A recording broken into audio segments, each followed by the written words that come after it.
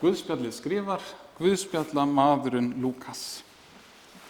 Guði sé lof og dýrð fyrir sinn gleðilega boðskap.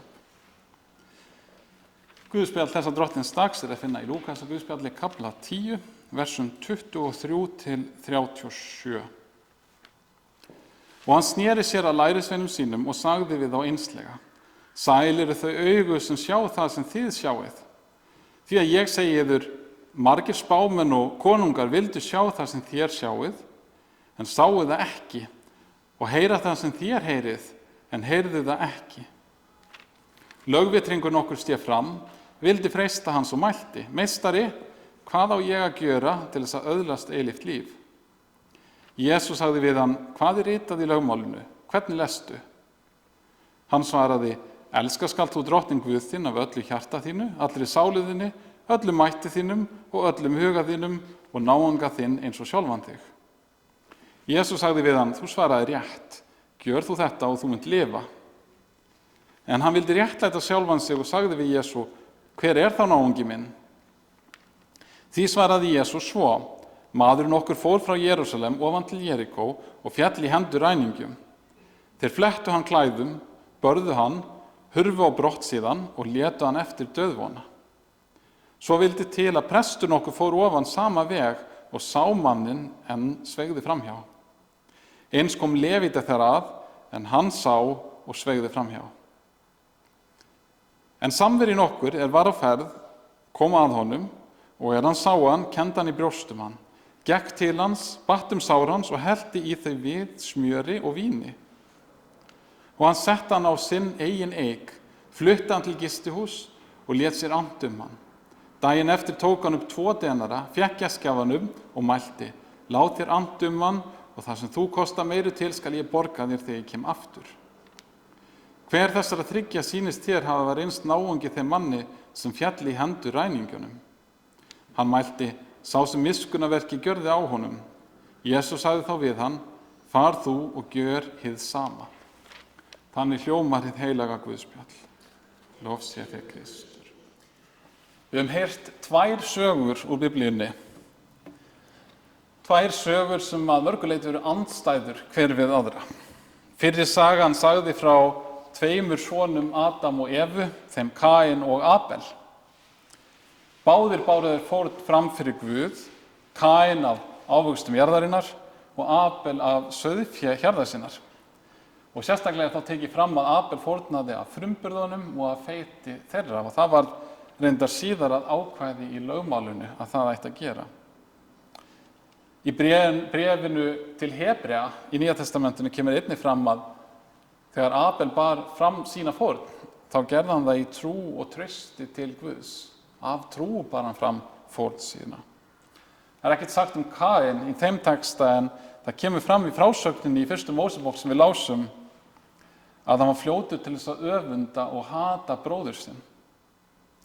Það er því ekki úr vegi að ætla hann hafi átt von á því að þegar hann bar fram fórn, þá myndi hann fá eitthvað í staðinn. Þetta var svona verslunarsamningur. Á hinn bóginn má ætla að það hafi verið trú og traust Abels sem hafi verið ástæðan fyrir því að Guð leit með velþóknun til fórnar hans en ekki til fórnar Kains. En fyrir Kain þá skipti þetta eiginlega engu máli. Hvers vegna? Sama hver ástæðan var, þá bitraðist hann. Og hann reiddist bróður sínum svo svakalega að hann ákvað að drepa hann út á akri. Þegar Guð síðan spyr Kain: Hvar er Abel bróður þinn? Þá segist Kain bara ekkert vita og bætir síðan við spurningu. Hann spyr: Á ég að gæta bróður míns? Þetta er svolítið slök tilraun til þess að beina athyglinni í burtu, en svarið er samt sem áður ekki alveg augljóst. Var það eiginlega á ábyrgð Kains að gæta Abels bróður síns? Við skulum geyma þessa spurningu aðeins, og áður en henni svarað skulum við fara yfir í Guðspjall dagsins og líta á það. Því það gerir sem sagt löngu síðar að lögvitringur kemur til Jesú og spyr hann hvernig hann megi öðlast eilíft líf. Jesús spyr þá á móti hvað sáttmáli Guðs við Ísraels þjóð, þar að segja lögmál Móse, hvort að það hafi ekki eitthvað um málið að segja. Og jú, svo sannarlega, það veit þessi lögvitringur vel. Hann kann augljóslega Biblíuna sína vel og hann svarar svona: elska skalt þú drottinn Guð þinn af öllu hjarta þínu, allri sálu þinni, öllum mætti þínum og öllum huga þínum og náunga þinn eins og sjálfan þig.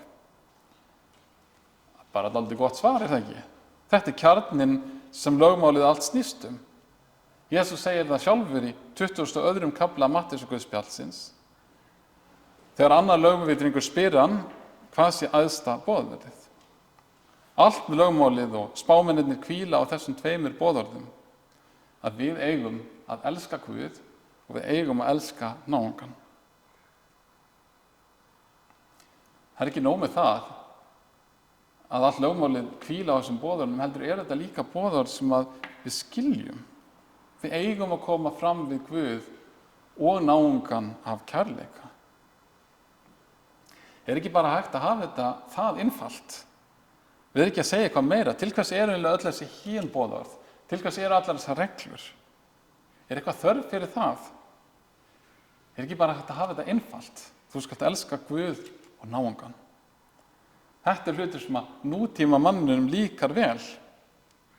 Maðurinn sem að stanslaust endurtekur frasa eins og kærleikur er kærleikur eða ást er ást. Vandamálið við það er bara það að þegar yfirlýsingin er svona algild og stendur ein og sér, án þess að kærleikurinn sé skilgreindur eitthvað frekar, þá þýðir það eiginlega alls ekki neitt. Ritningin segir okkur að við eigum að elska Guð af öllu hjarta, allri sálu og öllu mætti. En hvernig fer maður eiginlega að því? Hvað þýðir það? Hvað felst í því? Að sama skapi kennir ritningin okkur að við eigum að elska náungan eins og okkur sjálf. En hvað þýðir það eiginlega? Hver er þessi náungi? Og hvernig eigum við að elska hann? Ég hugsaði þessi lögvitringur sem kom til Jesú hefði svo sem geta svarað í einhverju leyti. En engin spurning um það að hann þekkti ritningarnar. Hann hlaut að hafa hugsað þessa hluti áður. En í raun er það þannig eins og dæmisaga Jesú sýnir okkur að hver sá sem Guð setur í veg okkar, hann er náungi okkar sem við eigum að elska eins og okkur sjálf. Og síðan er það aðstæðurnar sem segja til um það og segja fyrir um það hvernig við eigum að fara að. Þegar kemur að slasaða manninum eða manninum sem hafði lent hjá ræningjónum, þá var það bara einfaldlega þannig að öllum þeim sem hann varði í vegi fyrir bar skylda til þess að staðnæmast, sýna honum kærleika í verki, stoppa, líta á hann, gera það sem stóð í þeirra valdi til þess að bjarga lífi hans. Þessi dæmisaga er svo einföld og aðstæðurnar eru svo augljósar að það þarf ekkert að spyrja að því hvað lefindin og presturinn hefðu átt að gera. Þeir áttu að stoppa. En auðvitað er þetta ekki alltaf svona einfalt. Ef allir þeir sem að verða á vegi okkar eru náungi okkar, þá er augljóst að náungin hefur ekki alltaf þörf á fyrstu hjálp. Reyndar ekkert svo svakalega oft. Yfirleitt ekki. Hvernig eigum við þá að fara að elska náunga okkar eins og okkur sjálf? Til þess að leiðbeina okkur í því hefur Guð gefið okkur lögmálið sitt. Í svona einfaldasta formi kannski í boðorðunum 10. Fyrstu boðorðin 3 segja okkur hvernig við eigum að elska Guð. Þú skalt ekki hafa aðra guði. Þú skalt ekki leggja nafn drottins Guð þíns við hégóma og halda skaltu hvíldardaginn heilaga. Þannig eigum við að elska drottinn vorn og Guð. Hinn boðorðin 7 segja okkur hvernig við eigum að elska náungan. Og fyrst kemur þessi kærleikur í verki þannig að mótast að því hver þessi náungi er. 4. boðorðið sem er fyrsta boðorðið náungan fjallar tiltekinn náunga, föður okkar og móður. 4. boðorðið er svona: heiðra skaltu föður þinn og móður. Það kennir okkur að börn á öllum aldri eiga að elska foreldra sína með þeim hætti að þau heiðra þá og hlýða þeim. 7. boðorðið, þú skalt ekki drýgja hór, kennir okkur að hjón eiga að elska hvort annað. Eiginmaður á ennfremur að elska konuna sína með svolítið öðrum hætti en hann elskar til dæmis bréfberann. Jafnvel þótt bæði bréfberinn og konan séu náungi hans. Móðir á að elska börnin sín með svolítið öðrum hætti en hún elskar börn nágrannans. Til dæmis væri ekki gott ef hún færi með allan hópinn í sumarfrí til sumarlanda eða sólarlanda án þess að spyrja nokkuð. Það væri sennilega mannrán. En mörg boðorðanna eiga þó við alla. 5. boðorðið, þú skalt ekki manndeyða. 7. boðorðið, þú skalt ekki stela. 8. boðorðið, þú skalt ekki berja lúgvitni gegn náunga þínum. Þetta fjallar alltaf náungan. Þannig elskum við alltaf náunga okkar. Og það þýðir ekki bara það að við eigum ekki að stela, heldur við eigum að vernda eigur náungans. Við eigum ekki bara ekki að ljúga einhverju upp á aðra, heldur eigum við að nota orðin okkar til góðs. Við eigum ekki að ófræja, baktala eða tala illa náunga okkar. Eða taka orðið hans í neinu öðru heldur en besta skilningi. Þannig kennir ritningin okkur ekki bara að elska Guð og náungan, heldur einnig hvað kærleikurinn og hvernig við komum fram af kærleika í verki í mismunandi aðstæðum. Að halda boðar Guðs, það kærleikur í verki. Eins og Jesús sjálfur segir í 14. kafla Jóhannesarguðspjalls 15. versi: ef þér elskið mig, munu þér halda boðorð mín. Þannig að við förum aftur að Kain og spurningu hans. Og þegar hann spyr hvort hann eigi að gæta bróður síns, þá það auðvitað villandi spurning. Og Kain vissi það auðvitað mæta vel. Auðvitað átti hann ekki að vera einhver barnapía fyrir bróður sinn sem var fullorðinn maður. En aftur á móti þá átti hann að elska bróður sinn, eins og sjálfan sig, og láta sér ant hann. Og þar með svarið líka já, að gæta hans þegar þörf var á því og hjálpa honum þegar þörf var á. En þess í stað þess að elska bróður sinn, þá öfundaði Kain bróður sinn Abel. Og öfundin varð að hatri og hatrið varð að dauða. 9. boðorðið kennir okkur það, þú skalt ekki girnast hús náunga þíns. Og 10. boðorðið segir okkur, þú skalt ekki girnast konu náunga þíns, þjón, þernu, fénað, né nokkuð það sem náungi þinn á. 9. og 10. boðorðið kenna okkur sem sagt það að við megum ekki öfunda náunga okkar eins og Kain gerði. Ekki eins og girnast það sem tilheyrir honum. Við jafnvel þótt að afleiðingarnar séu sjaldan eins alvarlegar og skelfilegar eins og í tilvíkinu með Kain og Abel, þá leiðir slík girnd aldrei til góðs. Þannig að svarið við spurningu Kains, á ég að gæta bróður míns, þú skalt elska náunga þinn og þar með bróður þinn eins og sjálfan þig. Þannig að við höfum fengið svar við spurningu Kains, en hvað þá með spurningu lögveitringsins? Sú spurning var öðruvísi. Það sem hann spurði Jesú var þetta, ef við lesum 25. vers: lögveitringur nokkur sté fram, vildi freista hans og mælti: meistari, hvað á ég að gjöra til þess að öðlast eilíft líf? Og Jesús lét lögveitringin sjálfan gefa sér tvöfalda kærleiksboðið sem samantekt á lögmálinu öllu og svarar síðan sjálfur: þú svaraði rétt, gjör þú þetta og þú munt lifa. Það alltaf gaman að svara rétt og hafa rétt fyrir sér. En það líka nokkuð augljóst að sá sigur sem fólst í því að hafa rétt fyrir sér í þessu tilviki var ekki mjög ánægjulegur. Því afleiðingin var þá að lögveitringur var þá að lifa samkvæmt þessum orðum. Hann varð að gera það sem hann hafði sagt. Og allir sem raunverulega og án nokkurra fordóma líta virkilega í eigin barm, hljóta að gera sig grein fyrir því að það ógerningur að halda svona boðorð. Enginn nema Guð einn getur elskað ótakmarkað. Og fyrst ótakmarkaður kærleikur, samkvæmt orði Krists í þessum texta, forsenda þess að öðlast eilíft líf, þá illa fyrir okkur komið. Í raun jafn illa og jafnvel verr heldur en fyrir manninum í dæmisögunni sem lenti í höndunum á ræningjunum.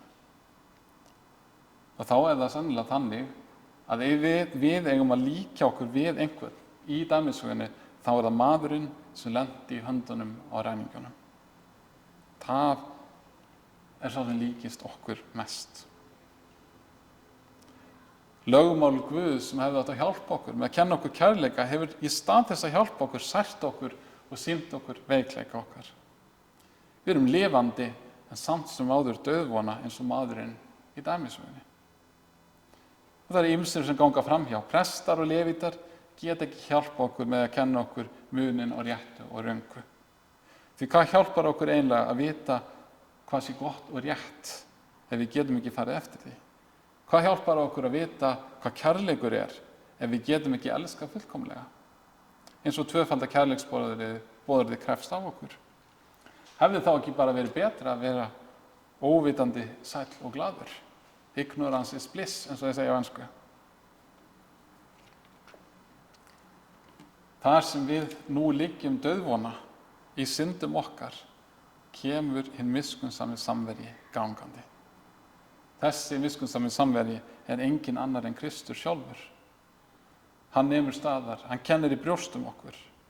Hann stígur niður, ekki af asna sínum, heldur af himni og gerist maður til að binda sár syndarinnar. Hann lyftir okkur upp, ekki á asna sinn, heldur upp á eigin herðar og ber okkur gegnum líf og dauða. Og þótt við séum stundarsakir hjá gestgjafa kirkjunnar, þá það bara stopp á leiðinni, því hann mun koma aftur og gjalda allt fyrir okkur. Miskunnsami samverin í dæmisögu Krists, hann fullkomin fyrirmynd fyrir því hvernig við eigum að breyta gagnvart náunga okkar og sannarlega fyrirmynd sem við eigum að taka til okkar. En jafnvel framar því, jafnvel meira heldur en hann fyrirmynd að mynd af Kristi, hinum fullkomna miskunnsama samverja sem gerir alla hluti upp fyrir okkur, sem bindur sár okkar og sem frelsar okkur frá dauðanum.